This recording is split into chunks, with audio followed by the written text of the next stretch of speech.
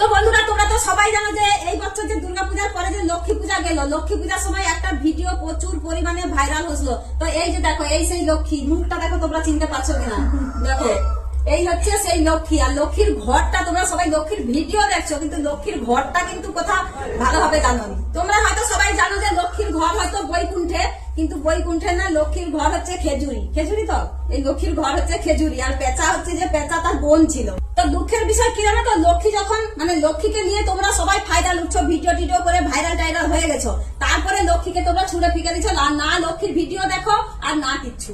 ওর পেজের ভিডিও গুলা তো ভালো হয়, তাহলে লক্ষ্মীর ভিডিও টিডিও তোমরা নিয়ে সবাই একবার তার গোষ্ঠী পিন্ডি চটকি দিয়ে সবাই ভিডিও করে ভাইরাল টাইরাল হয়ে তারপরে তাকে ছুড়ে ফিকে দিচ্ছ। আর তার ভিডিও ভালো লাগেনি, পেজে গিয়ে দেখবে ভিডিওটা কত সুন্দর সুন্দর ভিডিও এখনো করে। আবার একবার বলে দিচ্ছি, তিশা রয় ওর পেজের নাম।